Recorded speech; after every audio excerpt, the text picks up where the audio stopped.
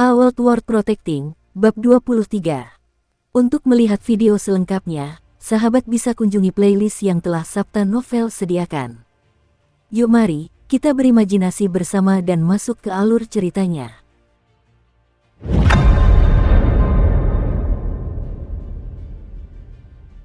Wang Baole sebenarnya tidak terlalu ingin pergi ke klub pertarungan gaya bebas. Dia tidak ingin mencari perhatian, tetapi dia tidak punya pilihan lain. Rekan latih tanding juniornya tidak pernah bereaksi sekeras apapun tendangannya, mungkin karena konstruksinya. Dia merasa hal itu tidak adil dan juga menjadi gila karena pengungkapan ini. Karena itu, dia kembali mengarahkan perhatiannya ke klub pertarungan. Jangan ada yang memprovokasi saya. Wang Baole, yang telah berulang kali ditendang di selangkangan selama setengah bulan, sangat marah. Dia meninggalkan Akademi Dao dengan sikap menantang. Setelah memasuki klub, dia menemukan sebuah pintu dan masuk setelah menyelesaikan urusan administrasi sederhana. Tak lama kemudian, ia muncul di arena lantai 2 dengan topeng kelinci yang dikenakannya. Meskipun sudah setengah bulan berlalu, ia masih menarik perhatian orang lain dan dengan cepat dikenali. Lantai 2 klub itu pun gempar. Ini dia kelinci gemuk yang bisa menekuk jari. Si kelinci gemuk sudah datang. Bajingan tak tahu malu ini akhirnya muncul. Si kelinci gemuk yang bisa membengkokkan jari ada di sini. Keriuhan menyebar saat banyak orang segera mengeluarkan alat transmisi suara mereka.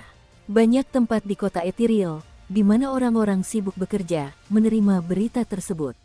Sebagai contoh, di sebuah distrik kelas atas di kota Ethereal, terdapat sebuah taman besar yang luas. Jelas sekali bahwa memiliki taman besar di salah satu dari 17 kota utama federasi sangatlah mahal. Di taman itu, dua wanita cantik sedang berlatih tanding. Gadis muda yang cantik itu tampak berusia 16 tahun. Ia telah mencapai alam segel fisik dalam seni bela diri kuno, dan ia mengenakan pakaian latihan yang longgar. Rambutnya yang dikepang bergerak mengikuti gerakan tubuhnya. Kulitnya yang merah muda sangat halus dan lembut, meneteskan keringat. Wanita yang berlatih tanding dengannya tampak sedikit lebih tua. Ia berusia 20-an, tetapi ia lebih cantik. Ia mengenakan pakaian ketat dan memiliki fitur wajah yang indah. Tingkat kultivasinya melebihi alam segel fisik, berada pada tahap awal alam pengayaan denyut. Kak, kau akhirnya kembali. Kau tidak tahu betapa tidak tahu malunya si kelinci gemuk sialan itu. Sangat memalukan memiliki orang seperti itu tetap berada di klub kita. Gadis cantik itu mengertakkan giginya sambil berusaha mengatur napasnya. Mungkin Wang Baole tidak mengingatnya karena dia adalah salah satu dari ratusan penantang yang pernah dihadapinya, tetapi dia telah meninggalkan kesan mendalam padanya, gadis yang pernah mengenakan topeng anak kucing itu. Mendengar ucapan adik perempuannya, si cantik yang lebih tua tertawa. Tepat ketika dia hendak menghibur adiknya, alat transmisi suara si cantik muda bergetar. Dia berhenti dan langsung melebarkan mata almonnya setelah mendengar transmisi tersebut. Kak, kelinci gemuk telah muncul. Kamu harus membantuku dan memberinya pelajaran. Sementara itu, di ruang latihan Fakultas Tempur di Pulau Akademi Bawah Perguruan Tinggi Ethereal Dao, ada seorang pemuda yang memukuli boneka kayu humanoid dengan brutal. Boneka kayu itu jelas dibuat khusus. Mengabaikan bentuknya yang gemuk, boneka itu mengenakan topeng kelinci yang mirip dengan topeng Wang Baole. Beraninya kau membuatku memanggilmu ayah. Akan kuhajar kau sampai mati. Saat bertarung, pemuda itu tiba-tiba berhenti dan melihat cincin pemancar suaranya. Matanya berbinar saat dia mendongak dan tertawa terbahak-bahak. Kelinci gemuk, kali ini aku akan membuatmu memanggilku ayah. Banyak adegan serupa terjadi di berbagai tempat di seluruh kota Ethereal. Sosok-sosok tak terhitung jumlahnya bergegas dari setiap sudut kota menuju klub. Perdebatan riuh di dalam klub terus meningkat. Ada kerumunan besar di sekitar arena Wang Baole. Bahkan orang-orang dari arena lain rela menghentikan pertarungan mereka untuk bergegas ke sana. 1 jam setelah kedatangan Wang Baole, ia telah bertemu dengan lebih dari 10 penantang. Semuanya menekuk jari-jari mereka sambil menangis sedih dan mengakui kekalahan sambil memanggil Wang Baole ayah. Wang Baole juga sangat depresi. Lawannya terlalu lemah, dan dia bisa mengalahkan mereka seketika hanya dengan menekuk jari. Tidak perlu baginya untuk menggunakan serangan mematikan tendangan selangkangannya, dia belum memiliki kesempatan untuk menggunakannya. Jika ia menggunakannya secara paksa, itu tidak akan mencapai efek seperti saat berlatih tanding. Hal ini membuat Wang Baole frustrasi saat ia memandang kerumunan di sekitarnya. Dengan bangga ia membusungkan dada dan berkata dengan acuh tak acuh, apakah ada yang memiliki sedikit lebih banyak keterampilan? Kalian semua terlalu lemah. Saat dia mengatakan itu, kerumunan menjadi semakin marah. Mereka sudah menganggap Wang Baole tidak tahu malu, dan sekarang mereka malah dipermalukan. Mereka semua langsung meninggikan suara. Kelinci gemuk, jangan menekuk jari jika kau memang mampu melakukannya. Benar sekali, jika kau punya kemampuan, lawan kami dengan tinjumu. Wang Baole menatap tajam kerumunan orang ketika mendengar mereka. Kalian hanya tahu cara berteriak. Jika kalian punya kemampuan, jangan jadi pengecut. Majulah jika kalian memang sehebat itu. Respons Wang Baole seperti menuangkan bensin ke api. Hal itu menyebabkan kerumunan meledak karena teriakan mereka membentuk gelombang suara yang menyebar ke sekitarnya. Bahkan staf klub pun bergegas untuk mengamankan area tersebut, khawatir situasi akan berubah menjadi kekacauan. Wang Baole juga terkejut, tetapi dia tenang ketika melihat staf. Dia berdiri di sana dan terus memprovokasi kerumunan. Keringat mengucur di wajah staf sambil tersenyum kecut. Pemandangan seperti itu jarang terjadi di klub. Terlebih lagi, orang biasa tidak memiliki kemampuan untuk membuat begitu banyak orang berteriak begitu histeris. Wang Baole tidak mau repot-repot memikirkan itu. Dia menaikkan jumlah batu roh yang dibutuhkan untuk menantangnya menjadi 20 batu roh. Jumlah ini langsung menyingkirkan sejumlah besar orang lemah, mencegah banyak orang memasuki arena tanpa berpikir panjang. Saat Wang Baole mulai tidak sabar menunggu sambil mempertimbangkan untuk mengurangi jumlah batu roh, sebuah suara tiba-tiba menggema dari luar arena. Kelinci gemuk, ayahmu datang untuk menantangmu. Begitu suara itu terdengar, semua orang langsung menoleh. Wang Baole melirik dengan rasa penasaran dan langsung melihat seorang pemuda yang dikenalnya.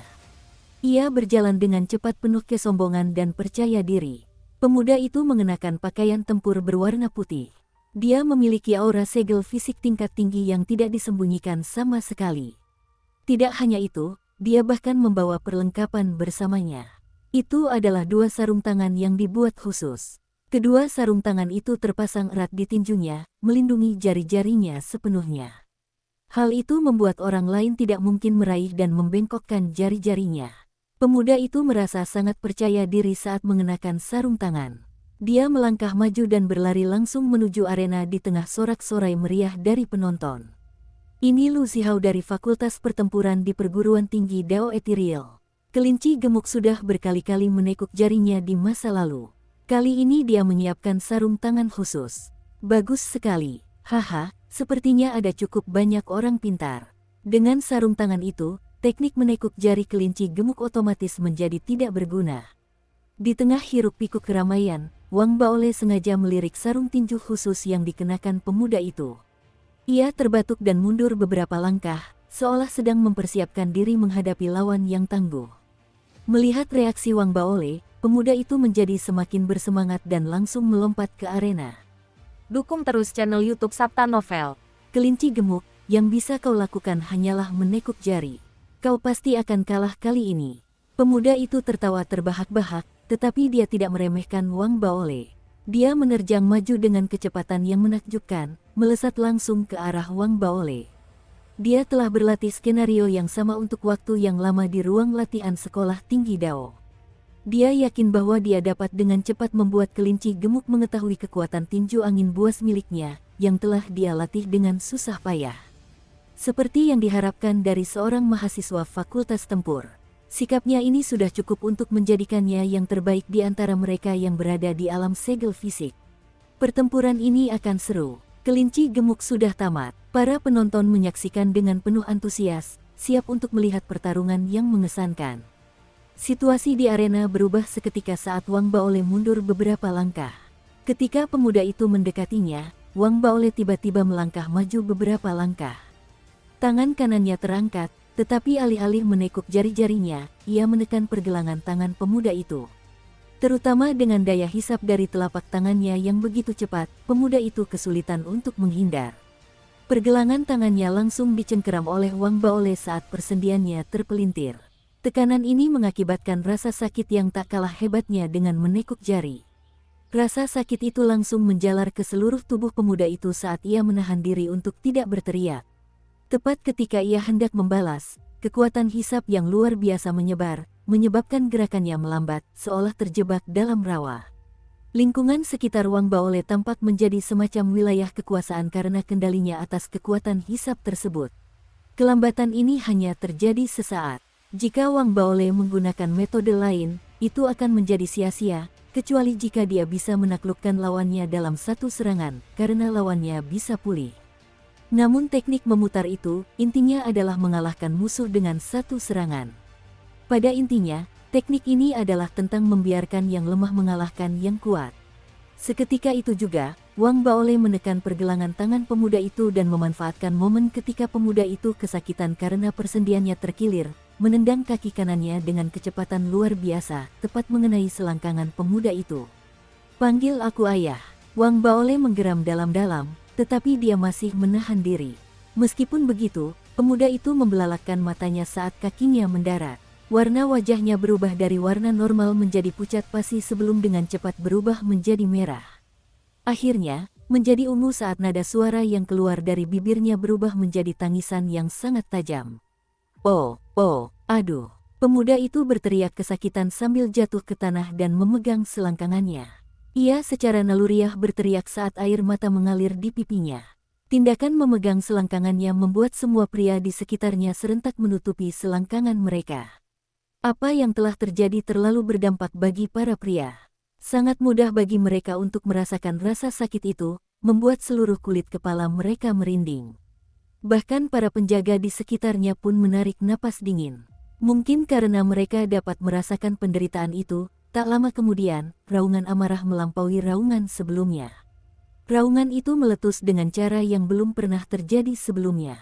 "Sungguh tidak tahu malu. Jika kau memiliki kemampuan yang dibutuhkan, izinkan mereka yang berada di ranah pengayaan denyut untuk menantangmu." "Sialan, dia beneran menendang selangkangan. Aku menawarkan 30 batu roh kepada siapapun yang bisa melepas topeng kelinci gemuk. Aku ingin tahu siapa dia." Di tengah hiruk-pikuk keramaian, Wang Baole memperhatikan pemuda itu berjuang merangkak keluar dari arena dengan iba. Dia sangat memahami penderitaan lawannya dan juga merasa jauh lebih nyaman. "Apakah tidak ada yang menantangku?" Wang Baole terbatuk kering sambil memandang kerumunan. Aturan tantangan klub pertarungan gaya bebas memperbolehkan seseorang untuk menetapkan tingkatan yang lebih tinggi. Namun, Wang Baole jelas tidak melakukannya. Dia membatasinya pada tingkatan di bawah tingkatan pengayaan denyut. Ketika berita tentang dia menendang selangkangan menyebar, suara-suara hinaan semakin meningkat di sekitarnya. Namun, jumlah orang yang menantangnya jauh lebih sedikit. Kerumunan mungkin merasa marah karena dia menekuk jari-jarinya, tetapi menendang selangkangan meninggalkan rasa dingin di hati setiap orang. Tak seorang pun dari mereka berani menantangnya dengan sembrono. Wang Baole saat ini terlalu berlebihan. Dia berdiri di pinggir area tersebut dan mulai mengejek para penonton seperti sebelumnya. "Sungguh tak disangka, tak seorang pun di klub sebesar ini berani menantangku. Sangat mengecewakan." Perlahan, ada beberapa orang yang tidak tahan dengan Wang Baole dan dengan kesal mulai bertindak. Setengah hari berlalu dengan tangisan tragis yang terus bergema. Teknik menendang selangkangan Wang Baole juga terus diasah seiring ia menjadi lebih terampil. Adapun suasana di lantai 2, itu mencapai level yang sama sekali baru. Hal itu memaksa klub untuk menambah jumlah penjaga. Banyak kamera mengarah ke arena itu seolah-olah klub sedang menghadapi musuh yang menakutkan. Di ruang keamanan klub di lantai 3, bahkan ada cukup banyak orang yang bersiap menghadapi masalah lebih lanjut. Mereka mengamati situasi dengan saksama, takut bahwa situasi akan berubah menjadi sesuatu yang tidak terkendali. "Si kelinci gemuk sialan ini. Kalau aku punya wewenang, aku pun ingin tahu siapa bajingan ini." Beberapa ahli pengayaan denyut nadi menggertakkan gigi mereka di dalam ruang keamanan.